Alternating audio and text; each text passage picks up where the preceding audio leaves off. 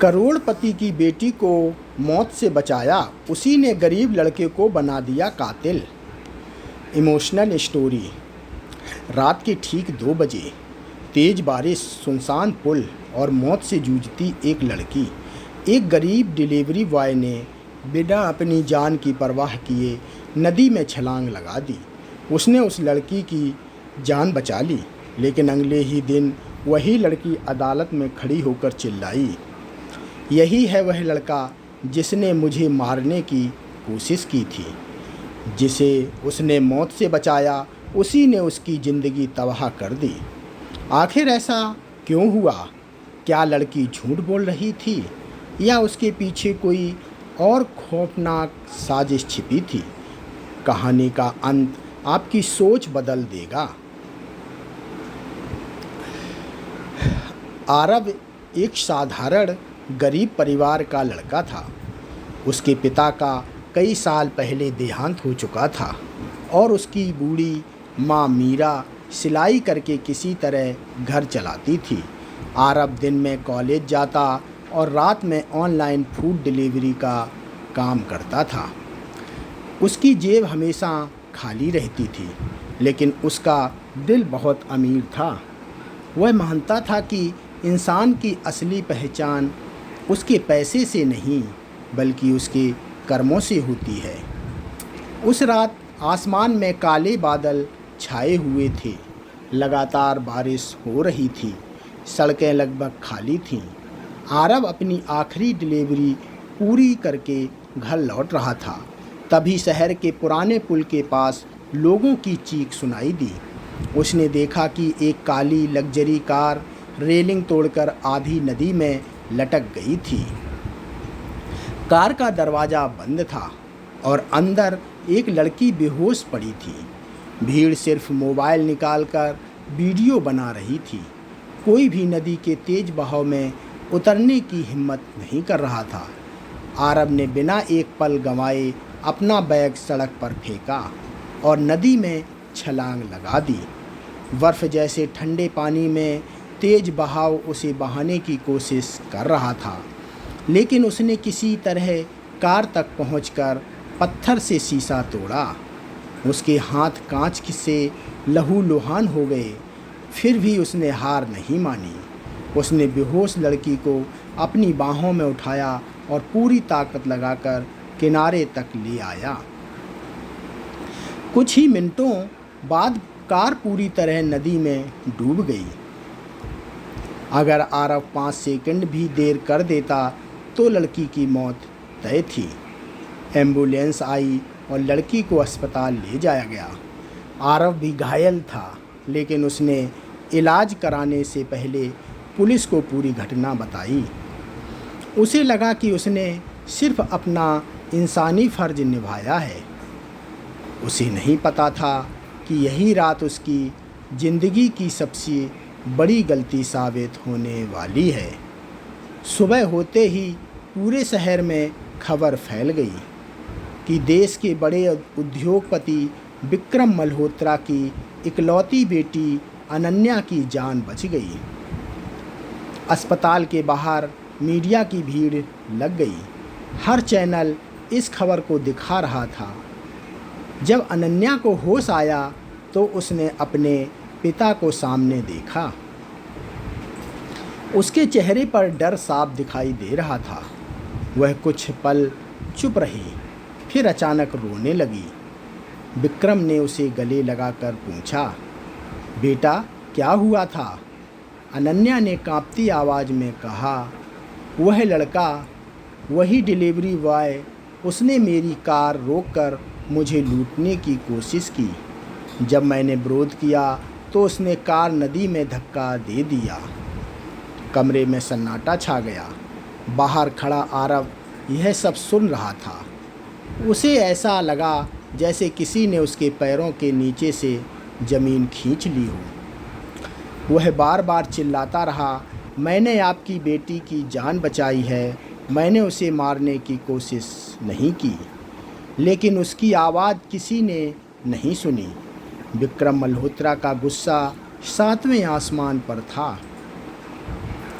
उसने police commissioner को phone किया। कुछ ही देर में पुलिस ने आरब को गिरफ्तार कर लिया। मीडिया ने बिना सच्चाई जाने उसे डिलीवरी बॉय लुटेरा घोषित कर दिया। टीवी चैनलों पर उसकी तस्वीर चलने लगी। सोशल मीडिया पर लोग उसे गालियां देने लगे। उसकी मां मीरा जब थाने पहुंची तो उसने पुलिस वालों के पैर पकड़ लिए। मेरा बेटा ऐसा नहीं है, उसने तो हमेशा लोगों की मदद की है, लेकिन किसी ने उसकी बात नहीं सुनी। आरब को लॉकअप में डाल दिया गया। पूरी रात वह यही सोचता रहा कि आखिर अनन्या ने झूठ क्यों बोला। क्या वह डर गई थी या फिर कोई ऐसा राज था जिसे छिपाने के लिए उसने एक मासूम की ज़िंदगी बर्बाद कर दी। उधर मल्होत्रा हाउस में एक अलग ही खेल चल रहा था। विक्रम की बेटी अनन्या अपने कमरे में अकेली बैठी रो रही थी। तभी एक नकाबपोश आदमी कमरे में आया। उसने धीमी आवाज़ में कहा, बहुत अच्छा किया तुमने। अगर तुम सच बोल देती तो आज तुम्हारे पिता की पूरी कंपनी खत्म हो जाती। अनन्या कांप उठी। उसने कहा, लेकिन वह लड़का बेगुनाह है। नकाबपोश मुस्कुराया। एक गरीब की ज़िंदगी की कीमत क्या होती है? तुम्हारे पिता की हजारों करोड़ की कंपनी ज़्यादा ज़रूरी है या एक डिलीवरी बॉय?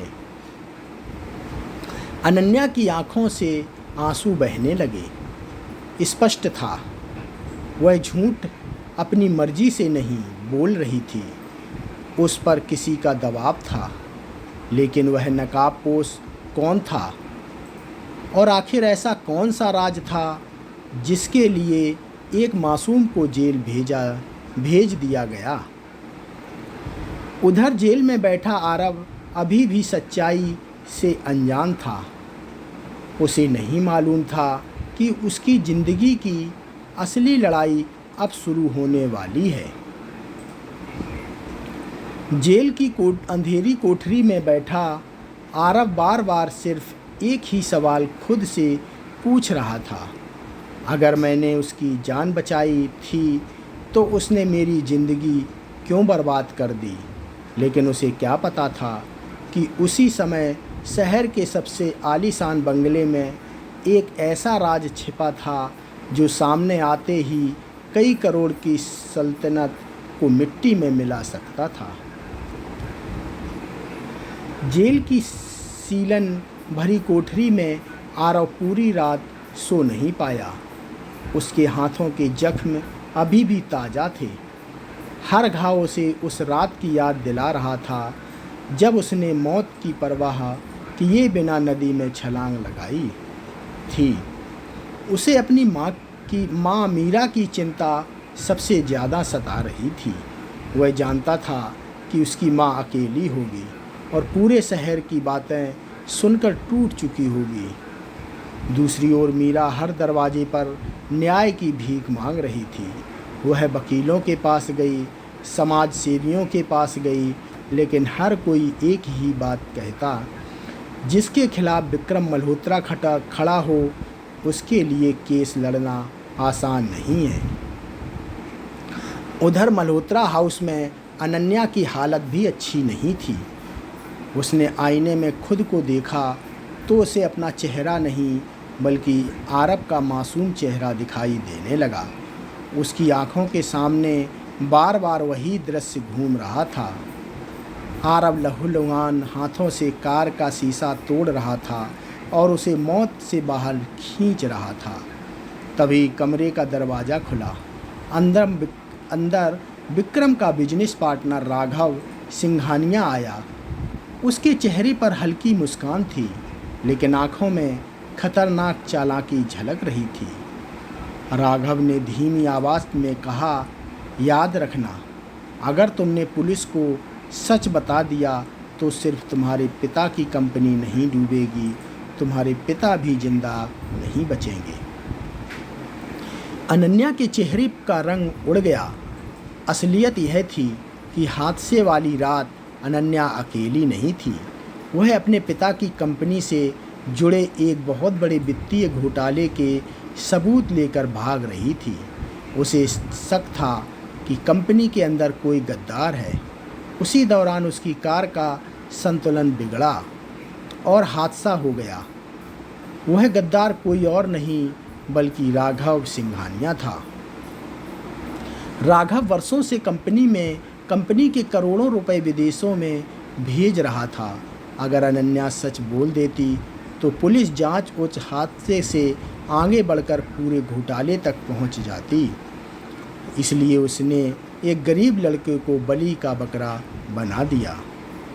लेकिन अपराध कितना भी बड़ा क्यों ना हो, उसकी एक ना एक गलती ज़रूर होती है।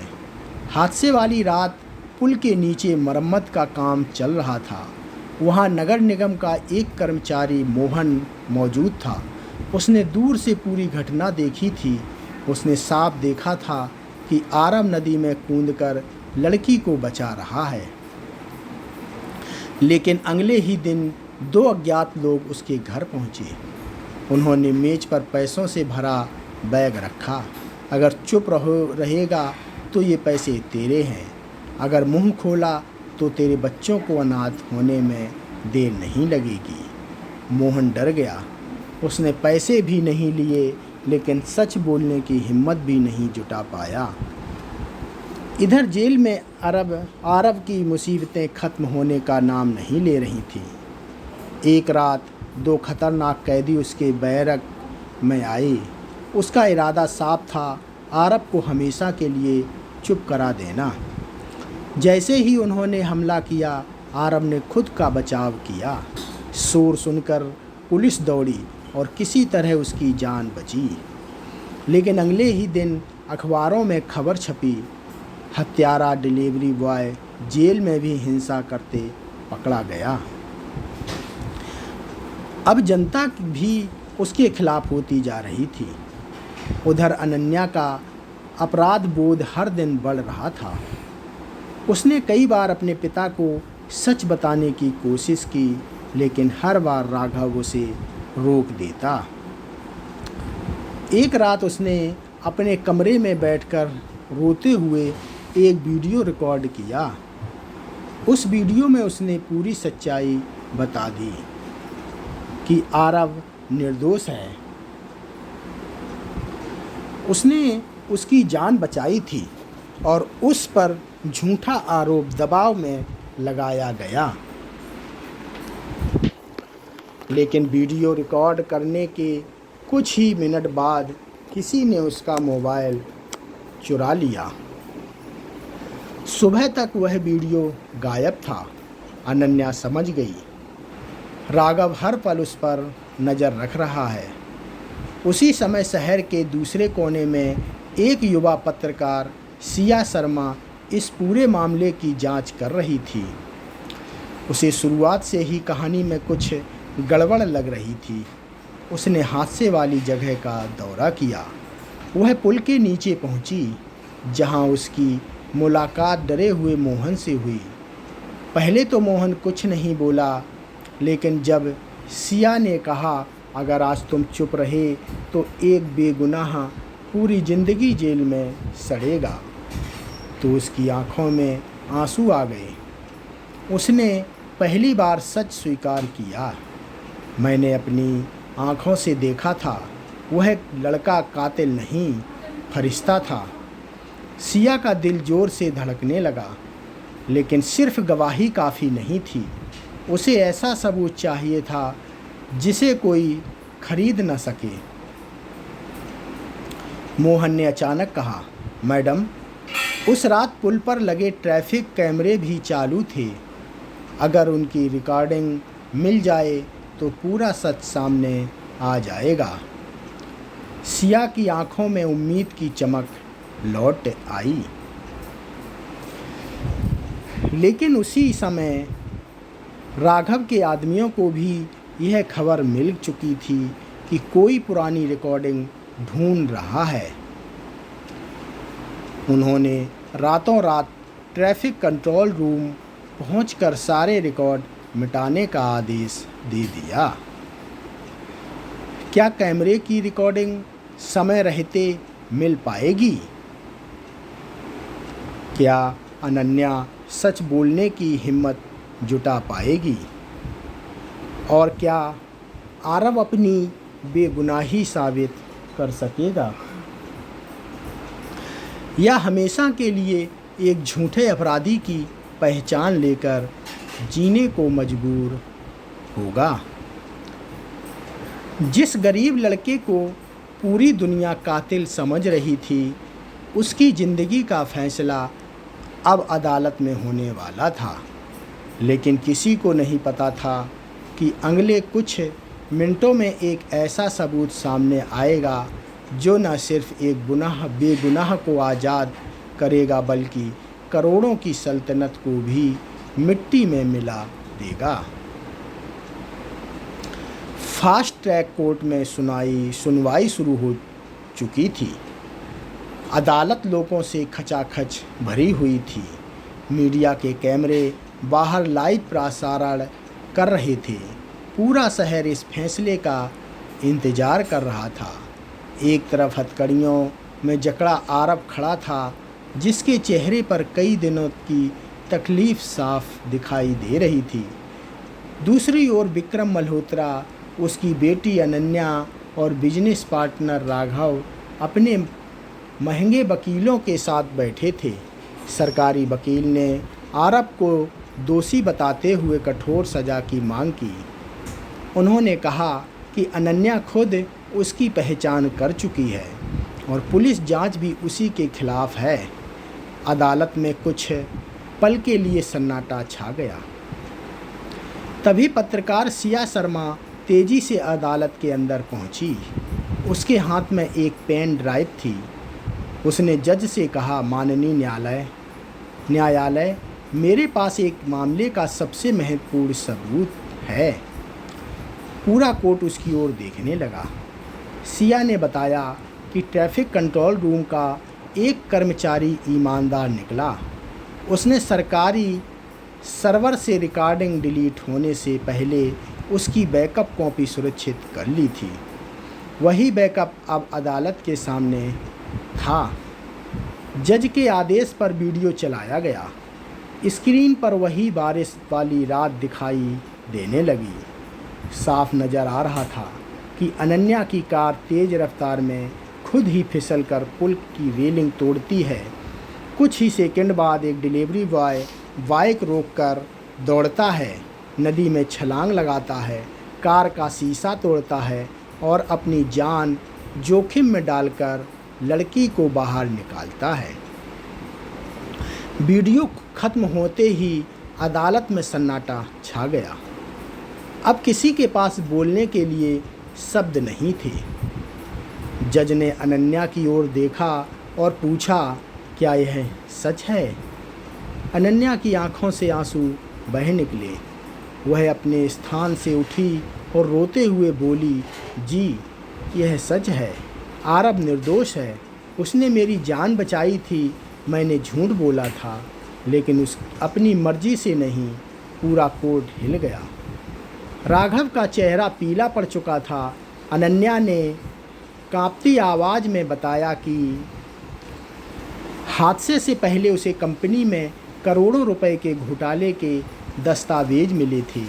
जब वह उन्हें लेकर पुलिस के पास जा रही थी, तभी उसका एक्सीडेंट हो गया। राघव ने उसे धमकी दी थी कि अगर उसने सच बोला तो उसके पिता की जान चली जाएगी। डर के कारण उसने एक बेगुनाह पर झूठा आरोप लगा दिया। इतना सुनते ही राघव के वकील ने विरोध करने की कोशिश की, लेकिन उसी समय सिया ने दूसरा सबूत पेश किया। वह था राघव और उसके गुर्गों की फ़ोन रिकॉर्डिंग। उस रिकॉर्डिंग में साफ सुनाई दे रहा था कि कैसे सबूत मिटाने, गवाहों को डराने और आरव को जेल में मरवाने की साजिश रची गई थी। अब राघव पूरी तरह फिर घिर चुका था। उसी समय अदालत में मोहन भी पहुंचा। उसने हाथ जोड़कर कहा, मैं डर गया था, लेकिन आज सच बोलने आया हूँ। मैंने अपनी आँखों से देखा था कि आरब ने उस लड़की की जान बचाई थी। अब हर सबूत एक ही दिशा में इशारा कर रहा था। जज ने कुछ देर विचार करने के बाद अपना फैसला सुनाया। आरब को सभी आरोपों से सम्मानपूर्वक बरी किया जाता है। पुलिस विभाग इस युवक से सार्वजनिक रूप से माफ़ी मांगे। झूठी जांच करने वाले अधिकारियों पर विभागीय और कानूनी कार्रवाई की जाए। आरब की आंखों से आंसू बह निकले। उसने सबसे पहले अपनी माँ मीरा को गले लगा लिया। पूरा कोर्ट तालियों से गूंज उठा। इसके बाद अदालत ने राघव को करोड़ों रुपए के वित्तीय घोटाले, सबूत मिटाने, गवाहों को धमकाने और एक निर्दोष युवक के झूठे मामले में फंसाने के अपराध में आजीवन कारावास की सज़ा सुनाई। विक्रम मल्होत्रा पर भी लापरवाही और जांच को प्रभावित करने के आरोप सिद्ध हुए। उन्हें भारी आर्थिक दंड और कारावास की सज़ा मिली। अनन्या को अदालत ने यह कहते हुए राहत दी कि उसने दबाव में झूठ बोला था, लेकिन अंततः सच स्वीकार कर न्याय की मदद की।